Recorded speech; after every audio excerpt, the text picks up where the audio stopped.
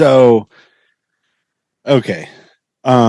If you're watching this and you're thinking like, hey, what kind of person is this comedian? Is it someone that I should look into? I want you to ignore this story when you make your decision.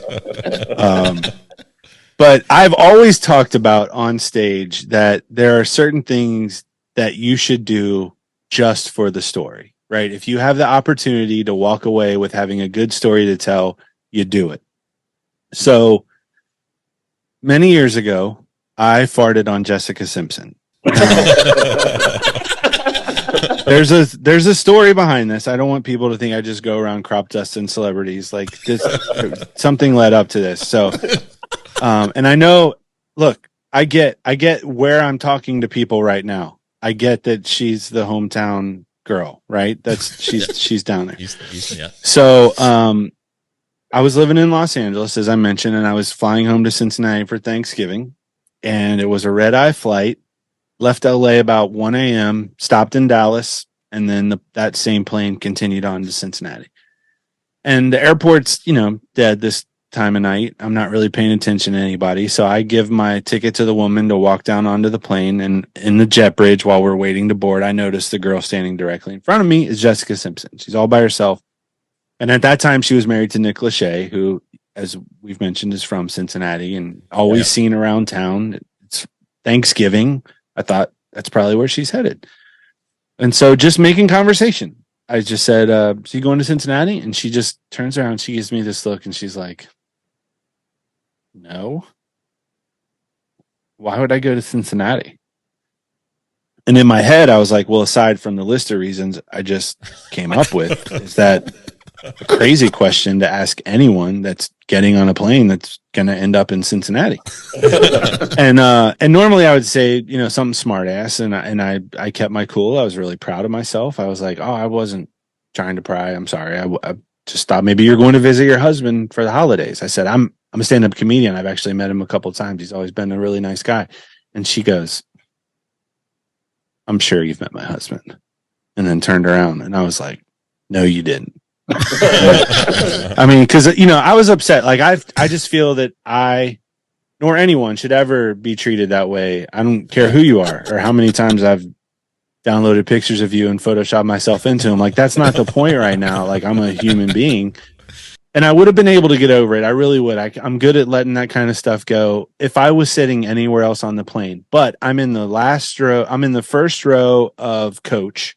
And she's in the last row of first class, just kind of across the aisle. So every time I look up, I see her. And every time I see her, I just get mad all over again, the whole flight. And so we land in Texas. I'm wide awake in the middle of the night to the point where I'm like, I'm getting off this plane. I'm going to get some food and then get back on before it takes off again. So I step out into the aisle. She's just waking up, takes off her sleep mask, gets all her stuff together.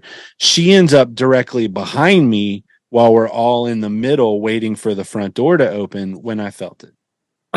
And it wasn't like my stomach hurts. It was, this is God letting me get my revenge for the way that I was treated a couple hours ago, And even then I was like, I shouldn't do it. Cause if it makes a sound, everybody's going to obviously know it was me. And then also the power of the plane had been turned off. So the air wasn't circulating anymore.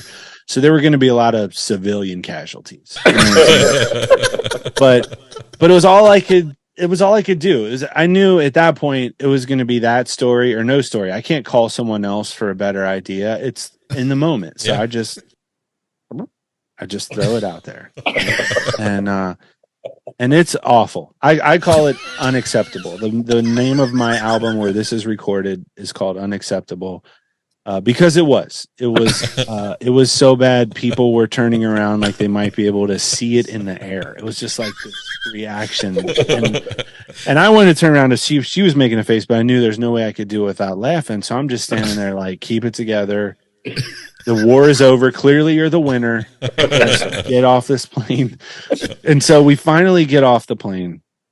And I can hear people talking about it like, oh my God, I don't think I've ever smelled anything. And so I've got this weird sort of pride I'm walking around with. And like as a comedian, you say and do a lot of things that you think are hilarious and none of them count until you ask someone who isn't a comedian, like, is this funny? So I call my best friend back here in Ohio where it's 4:30 in the morning. And he's like, hello. And I was like, dude, I'm sorry I woke you. I just had to tell someone that about 10 minutes ago, I farted on Jessica Simpson. And he was like, that's awesome. And I was like, thank you for saying that, because I knew if he liked it at 4:30, he was going to love it by noon. So that's, that's how I roll. If you disrespect me, there's a good chance. And I bring it, dude. I mean, like 6 months later, she's doing commercials for a proactive solution. Like, I never used to have acne. And it's like, well, maybe you should be nice to people and they wouldn't mess your face up.